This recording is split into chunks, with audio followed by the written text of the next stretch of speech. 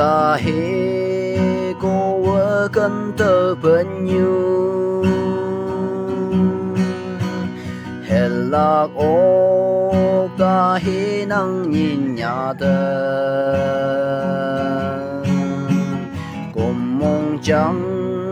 phân phá cần bên nhau cần hạ tơ bên nhau nắng hè là khẽ biến số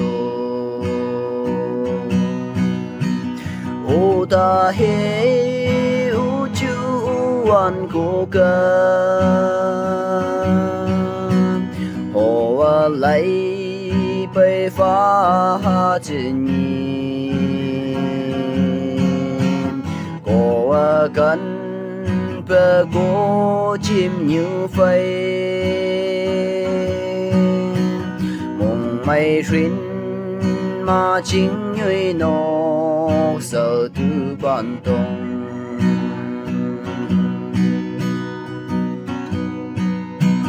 tuyên thì tu ca su chu ma nắng cơ ngắn mong mây buồn là sợ nắng phai gió dài ya cha ya nhị ma cùng mong trắng ui tơ nắng cơ phá tâm thì ô ta he ô chu an cô cơ ô lấy bay phá trên cô cần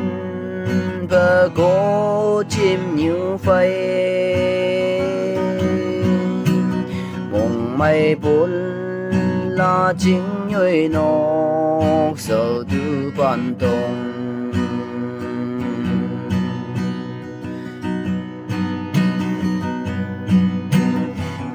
mong cần chính nhị ăn lì cơ lấy cô cần tơ bơ ta lạc tiếc số nắng chiều tay mong sáng sơ bên nhi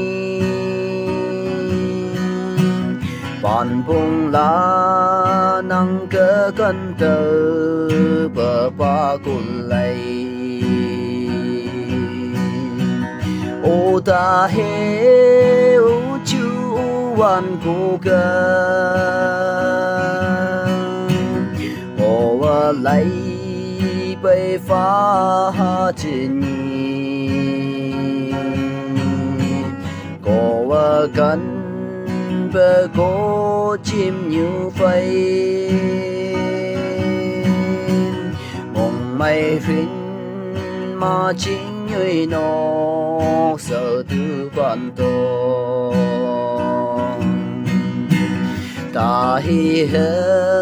lạc ốc su tuyên thì tu yang lâu